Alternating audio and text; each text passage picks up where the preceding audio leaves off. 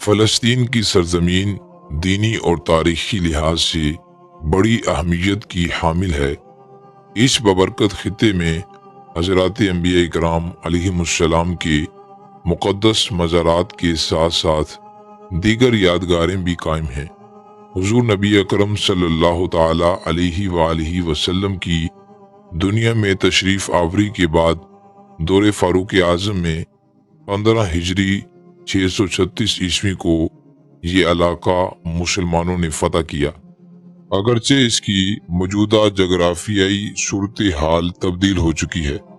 ناظرین، اس ویڈیو میں زیادہ تر قدیم فلسطین کے تاریخی احوال اور بیت المقدس کی تاریخ، اہمیت اور فضائل بیان کیے جائیں گے۔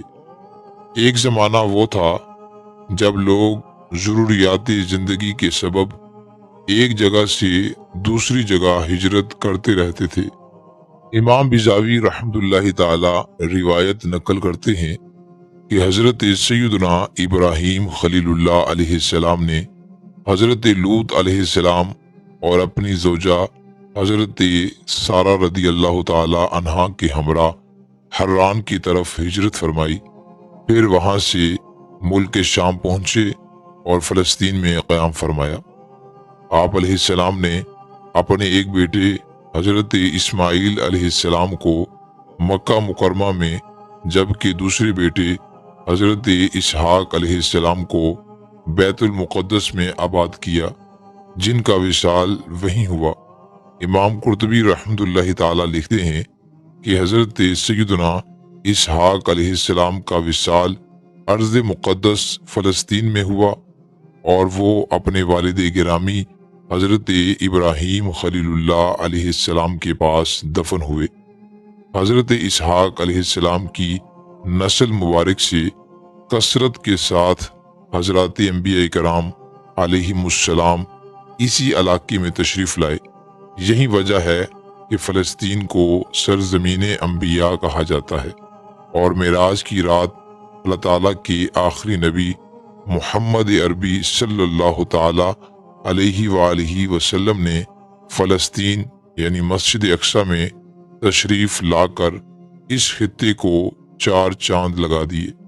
حضرت یعقوب علی نبی جناب علیہ السلام کے وصال کے بعد جسد اقدس کو مصر سے فلسطین لا کر ان کے والد گرامی حضرت سیدنا اسحاق علی نبی جناب علیہ السلام کے قریب دفنایا گیا۔ فلسطین کے مشہور مقامات۔ نمبر 1، القدس۔ یہ فلسطین کا سب سے مشہور شہر ہے۔ اسے بیت المقدس بھی کہا جاتا ہے اور یروشلم بھی۔ امام قزوینی رحمۃ اللہ تعالی نے اس شہر کی بہت ساری خوبیاں بیان کی ہیں کہ یہ وہ مشہور شہر ہے جس کی بنیاد حضرات انبیاء کرام علیہم السلام نے رکھی۔ یہاں مستقل قیام فرمایا، یہاں وحی کا نزول ہوا۔ حضرت عبداللہ بن عباس رضی اللہ تعالی عنہما سے مروی ہے کہ بیت المقدس کو حضرات انبیاء کرام علیہم السلام نے بنایا اور یہاں سکونت اختیار فرمائی۔ اس شہر میں ایک بالشت جگہ ایسی نہیں جہاں کسی نبی نے نماز نہ پڑھی ہو یا قیام نہ فرمایا ہو۔ حضرت سلیمان علی نبی جناب علیہ السلام کے زمانہ میں یہ شہر اپنے دور کا خوبصورت ترین شہر تھا۔ آپ علیہ السلام نے شاندار تعمیرات کروائی۔ اسی شہر میں مسجد اقصی ہے جس کو اللہ تبارک و تعالی جل جلالہ نے عظمت و شرافت سے نوازا، اور قبۃ الصخرہ ہے جس سے اسلامی یادیں وابستہ ہیں۔ یہاں جابر بادشاہوں نے قبضے بھی کیے اور نقصان بھی پہنچایا۔ حضرت عزیر علیہ السلام کا واقعہ بھی اسی علاقے میں پیش آیا۔ یہاں کا موسم معتدل ہے، عمارتیں خوبصورت ترین اور مسجدیں انتہائی صاف ستھری ہیں۔ یہاں حضور اکرم صلی اللہ تعالی علیہ وآلہ وسلم کا براق باندھا گیا۔ حضرت بی بی مریم رضی اللہ تعالی عنہا کا محراب ہے جہاں انہیں بے موسمی پھل عطا ہوتے تھے۔ حضرت زکریا علیہ السلام کو یہیں بیٹے یعنی حضرت یحییٰ علیہ السلام کی بشارت دی گئی۔ یہی وہ شہر ہے جہاں میدان محشر قائم ہوگا۔ نمبر 2، الخلیل۔ فلسطین میں القدس کے بعد یہ شہر سب سے زیادہ مقدس سمجھا جاتا ہے، کیونکہ یہاں مسجد ابراہیم الخلیل واقع ہے، جس میں حضرت سیدنا ابراہیم علی نبینا و علیہ السلام اور حضرت سیدنا اسحاق علیہ السلام سمیت آل ابراہیم کی دیگر مقدس ہستیوں کے مزارات موجود ہیں۔ یہاں پہلے ایک غار تھا جو حضرت سیدنا ابراہیم خلیل اللہ علیہ السلام نے 400 مسکال سونے میں خریدا تھا۔ پہلے حضرت سارہ رضی اللہ تعالی عنہا کی یہاں تدفین ہوئی اور بعد میں حضرت سیدنا ابراہیم خلیل اللہ علیہ السلام کو بھی یہیں دفن کیا گیا۔ نمبر 3، بیت اللحم۔ یہ گاؤں فلسطین کا وہ مقام ہے جہاں حضرت عیسیٰ علیہ السلام کی ولادت ہوئی۔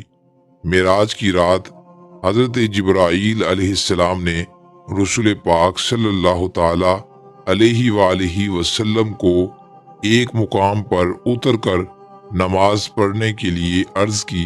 حضور اکرم صلی اللہ تعالی علیہ وآلہ وسلم نے وہاں نماز ادا فرمائی۔ حضرت جبرائیل علیہ السلام نے عرض کی، آپ کو معلوم ہے کہ آپ نے کہاں نماز پڑھی؟ آپ نے بیت اللحم میں نماز پڑھی، جہاں حضرت عیسیٰ علیہ السلام کی ولادت ہوئی تھی۔ نمبر 4، غزہ۔